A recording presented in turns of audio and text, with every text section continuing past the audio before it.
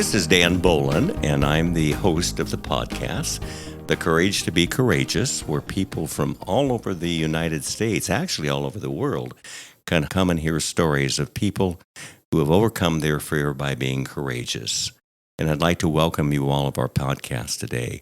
I'd like to take a minute to thank all of you for the wonderful reviews you've given on my book, The Courage to be Courageous, a story of truth, struggle, and success. And it gets great ratings. I want to thank you all for your wonderful ratings that you've given me on that book. I want to encourage my other readers to be able to check that book out. It's a powerful story, and whether you're gay or heterosexual, it's a powerful story that you will be able to find how you're able to overcome fear in your own life. I also want to make a comment that we've done 2 podcasts now on people that are really fighting for LGBTQ rights worldwide. One is, of course, the Trevor Project. I did that interview with them a couple of weeks ago. Well, actually, it's been probably a month ago. And Outright International, 2 organizations that I support for the work that they're doing to be able to fight for gay rights, and especially those that are struggling with suicide. I encourage you to check out that podcast on the Trevor Project as well. Now, another organization I support is the SAGE group, SAGE International. And I was contacted with them through actually one of the organizations, Outright International, suggested I look into them. I did some research, and I was so impressed with their organization.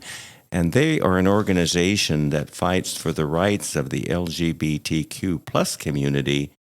Their tagline is, "We refuse to be invisible." And they really concentrate their rights, fight for the rights of those senior gays in our community who refuse to be invisible. And I have a great guest today that I want to introduce you to. This is Christina DaCosta, who is a part of the LGBTQ plus community, and she's the Chief Experience Officer. So, Christina, welcome to our podcast today. It's such a pleasure to have you. Thank you so much, Dan. I'm really excited to be here. I'm going to have Christina go and take the reins here and tell us a little bit about the SAGE organization, how they were founded, what rights they're doing, not only locally, but also internationally, and how they've expanded that. And then she'll talk about some ways that we, as part of the community, can be supportive to them, and how we are able to do that. So, Christina, tell us a little bit about SAGE, how they got started, and give us a little history on them.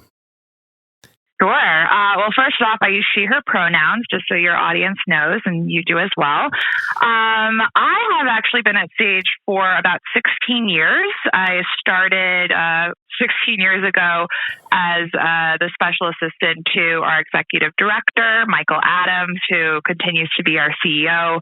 And by way of history, for those who don't know about SAGE, we are the world's largest and oldest organization dedicated to improving the rights of LGBTQ plus older people.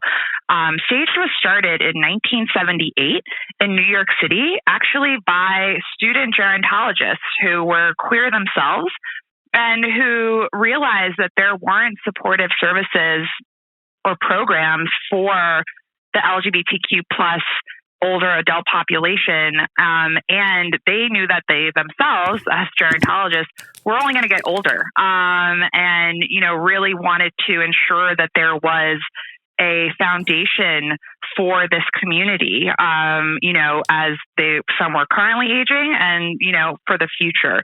And so SAGE started back then with a small group of dedicated activists and volunteers. And since 1978 has blossomed into a national organization that serves LGBTQ plus elders across the United States. We currently have, I'll start locally in New York City, where we have our headquarters, and again, where we were founded, 5 LGBTQ plus friendly senior centers, one in the Bronx, Harlem, Midtown Manhattan, Brooklyn, and in Staten Island. And these standalone centers serve as hubs for our community to receive supports and services and just community that they really need to thrive. We all know, especially now post-COVID, that social isolation is a scourge on our society. And, we really need to have those connective tissues in order to thrive, especially as we age. And so these centers really offer a place that are friendly, that is all about community, that's supportive. We provide meals at each of these centers. We provide care management services. We provide social services, and we provide socialization. So just coffee talks and movie nights and language classes and writing classes and computer classes and Zumba and yoga, and all of those things are provided at these centers.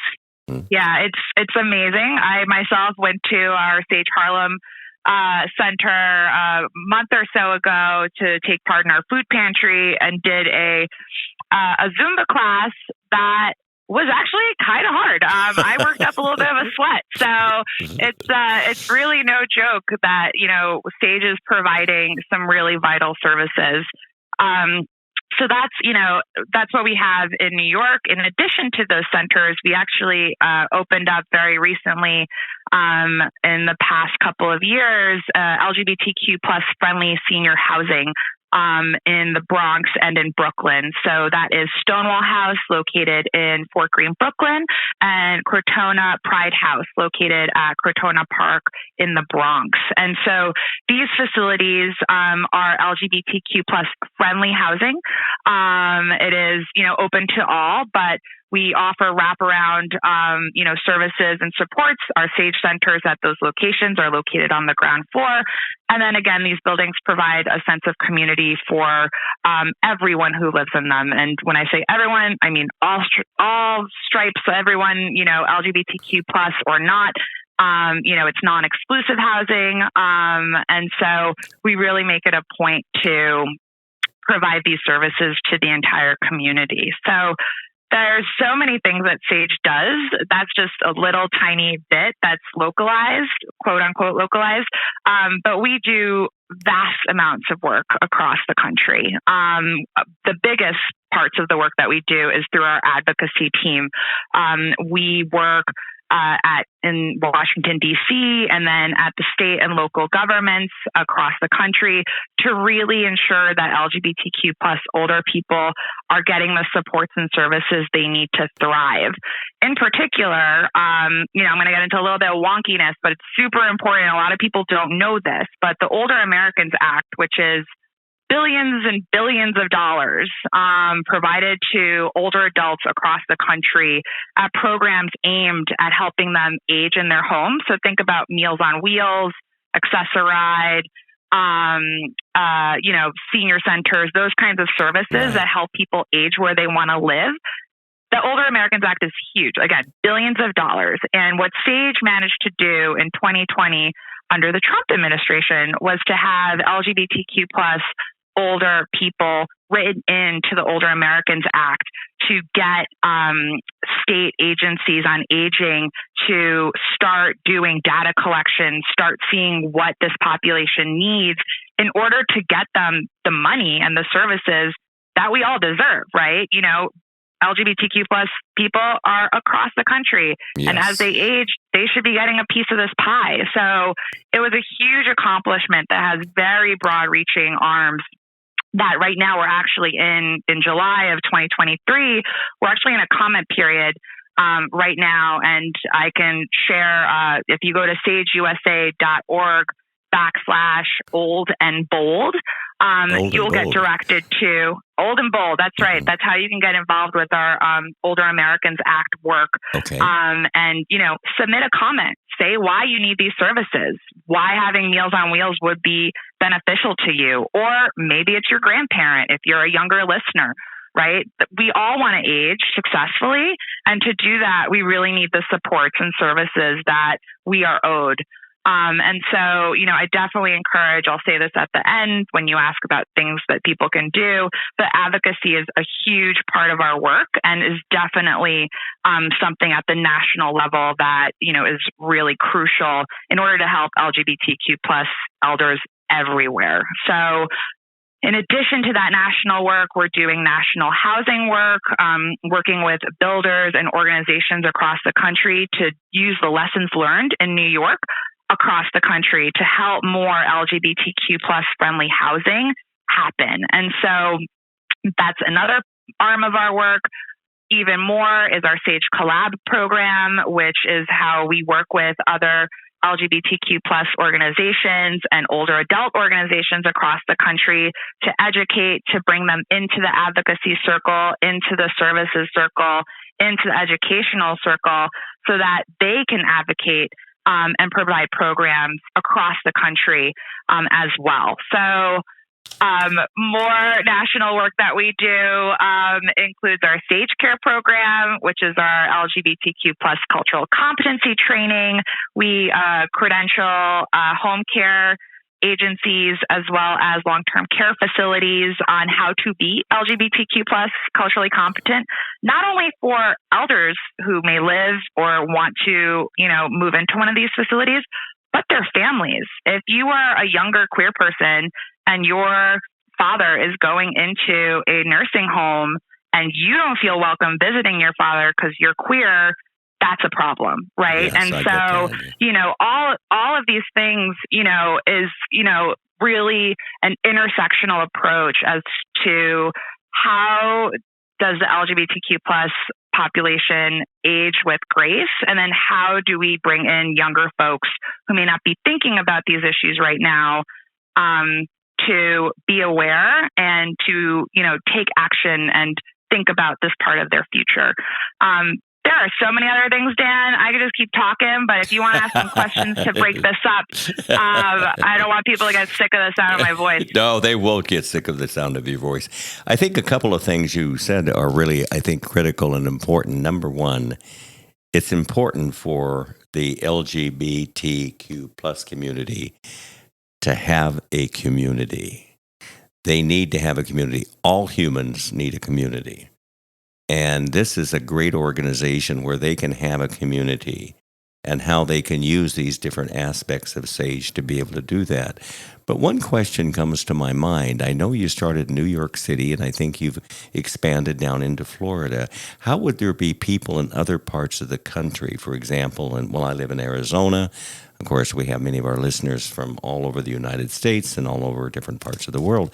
How would they be able to use your services other than just be able to, if let's say, for example, we have a senior person who lives in Chicago and there is not friendly housing for them, is there any way that that's going to expand into other areas of the country where you're going to be able to help those in those other communities and parts of the United States? Great question, Dan. So I would say Chicago does have LGBTQ plus friendly housing. Town Hall Apartments is a really great place. So just going to put in a plug for them. But we always need more, right? And I would say that, one of SAGE's strategic priorities in the next 5 to 10 years is to really expand nationally. And part of that will be providing, national programs that people can access, until we can't have brick and mortar places across the country. I wish we could. But until that, magic can happen. Right now, we do have a number of virtual support programs that people can take part in. For example, we have an amazing financial wellness app. It's called Sage Sense, SENTS, like dollars and cents. And it is a really great resource. It's free. You can get it online. It's a web-based app. You can use it on your phone. It's very easy to understand and was specifically designed for older LGBTQ plus people. And even if your finances are in tip-top shape, we've had people use it who are just like, I discovered this about my finances, or I learned something new. And it's just a really great way to get a little extra support in that aspect of life. Financial stuff is very taboo, right? Nobody really wants to talk about their finances. They're nervous. They could be ashamed. And so this app really, takes that stigma away and allows people to just use it. And we don't get, any data. There's no weird data mining or anything. It's really just to help folks. And if people want to access that, you could go to sageusa.org/SageSense. Again, that's SENTS. And I used it when we first launched it, and it's great. We have almost 5,000 users across the country, and the feedback we get is fantastic. So that's one great resource that folks can take part in. Another one is our Sage Connect program, which is a phone buddy program where we match elders with volunteers for a phone call. And that could be found at sageusa.org/SageConnect. I hope you guys are sensing a pattern in how we do things on the internet. But that's a really great program that started during COVID to connect people. And I would say I was recently at a Pride Festival handing out Sage stickers, and someone said, I know all about Sage. I use Sage Connect. And it was so amazing to hear them say that. They didn't live in New York City. They lived upstate, and, they said it saved their life because they had someone to, have a call with every week. So that's another great program.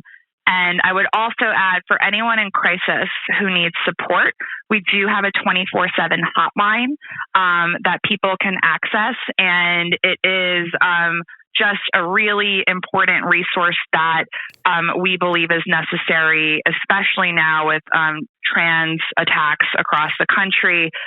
We've seen a huge spike in callers identifying as transgender or non-binary who need support. And so that phone number is 877-360-LGBT. So that's 877-360-5428. And that is a really great line for support. So those are a couple of very concrete pieces that people can take advantage of. And the other thing I would say is sign up for our mailing list, become an activist. We have an amazing program called the Action Squad, which is our activist squad. And, we send out all sorts of items that people can take part in, take action, trainings, raise your voice. Our tagline is "We refuse to be invisible," as you said earlier. And if you don't speak out, you're invisible, right? So it's that really so important, true. Especially now, to take action. Your voice matters.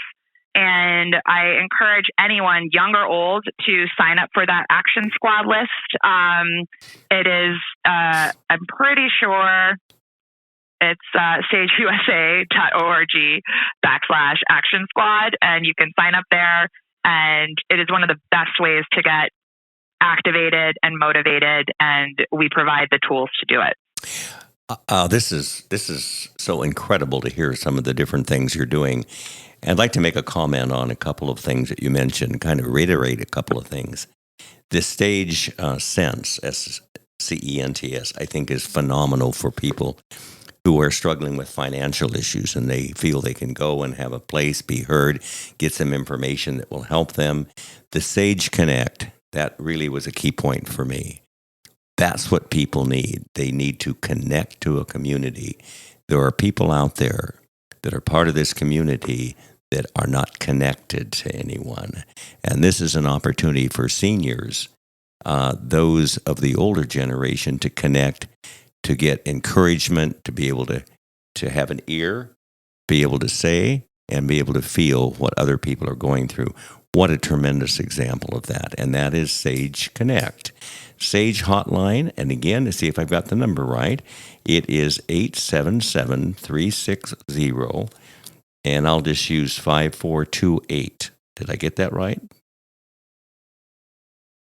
Let me double check. I always just type in use LGBT on my phone. 5428. Yep, you got it right. Okay, great. And that's a great hotline for those that are struggling, perhaps are going through some things that they feel that they need some encouragement. Maybe they are having some concerns to the point of being depressed and maybe even thinking about suicide. Those are some incredible things. And I'm so impressed with what Sage is doing. I'm so impressed as well. And there's more, Dan. Okay. There's more. Well, I'm going to ask. I told you, I could just talk all about Sage all day long. Right. I've been there for 16 years. It all is, day. and it's your passion. It's really your passion. And I do love it. That, and I get that as well. Now, I know that you've done some work with Outright International. You said you've kind of gone with them. Outright International, I have so much respect for what they're doing in some of the countries. If you get an opportunity to listen to my podcast, my listeners, it's under Outright International and what Katie is going through and what's happening in different parts of the world, and also the hope that she holds out for those and the things they're doing for people worldwide. And I understand that you coordinate or have some relationship with them. Could you tell us a little bit about that and how that works? Absolutely. Yeah. So I'm really proud that, one of the pieces of work that Sage has embraced in the last couple of years, and this is really due to the leadership of Michael, is, thinking about LGBTQ plus elders across the globe, because aging is if we are lucky, we age, right? And being queer on top of that adds a whole other layer. And then especially if you're thinking, globally, the issues that LGBTQ plus people face, it's astonishing, right? And that's why Outright International does such amazing work. And I'm so proud that Sage has really been able to partner with them. We have created what is called the LGBTI Elders Advancing Initiative with Outright International, Mitini Nepal, and Gend Rights, and CPAC, and grassroots organizers in El Salvador.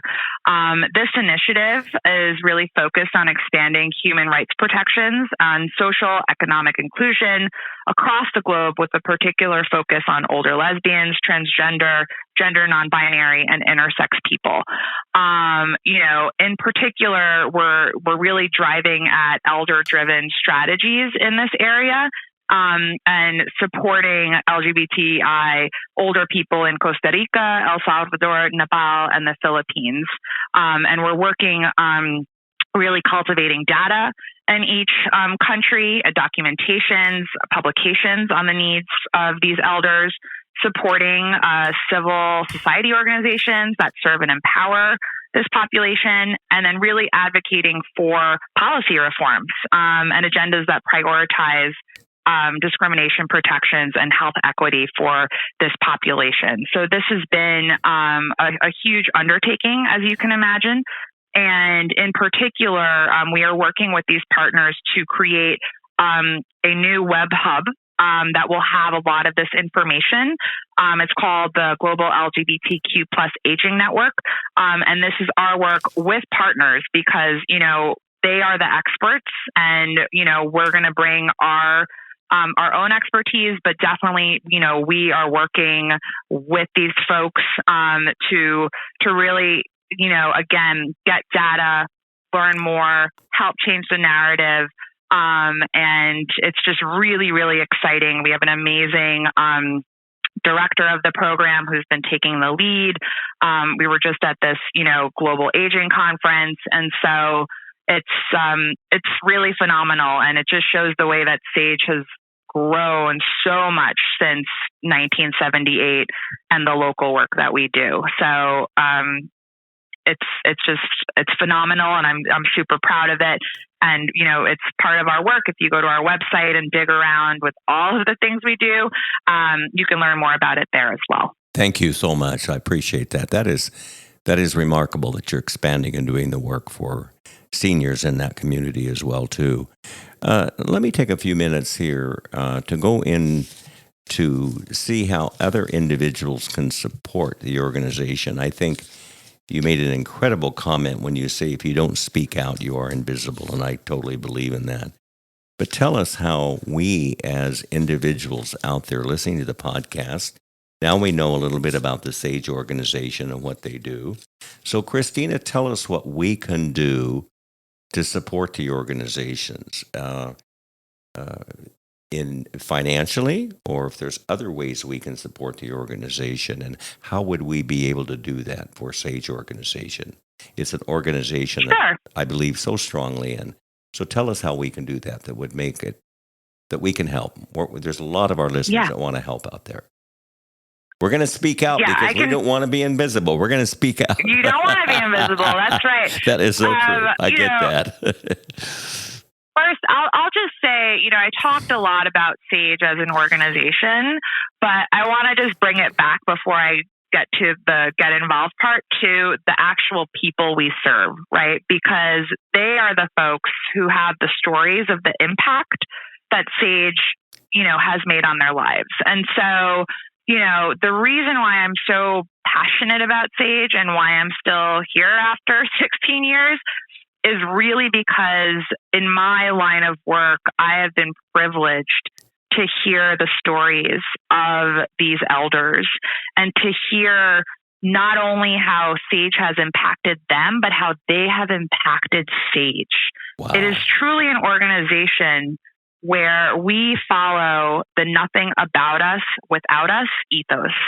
And that means listening to our elders and hearing what they need in order to make a difference. And so, one amazing story that I just would quickly love to share is, when the pandemic hit, we had to stop, we had to close all of our centers.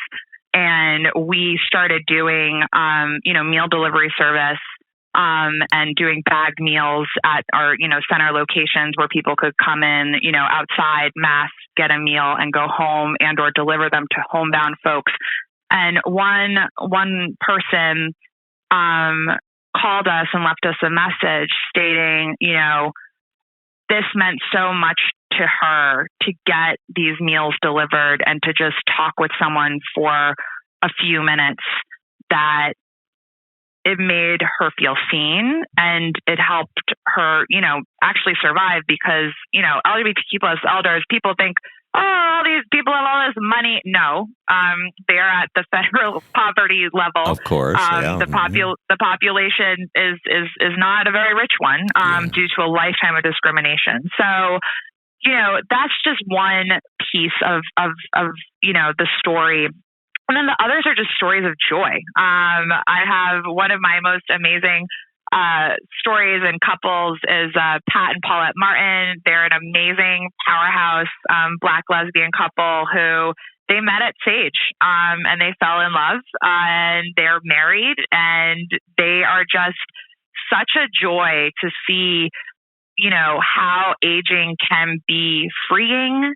One of them was married to a man, had children, came out later, and now she's married and happy and thriving. Like, they are some of the most amazing folks I know. And so this is what SAGE aims to do at all ends of the spectrum, right? Is to help and support those who need that, help and support, but also to help to offer whatever is needed for folks to really thrive and shine in their later years. So I just want to bring it back to the people and not just all the stuff that we do, because there's so much stuff. Everyone go to the website, take a look. It's about people. But it's about people. Exactly. And so I just wanted to bring that back and say, if this mission compels you, if you are interested, there's a whole section on our website, sageusa.org/get-involved.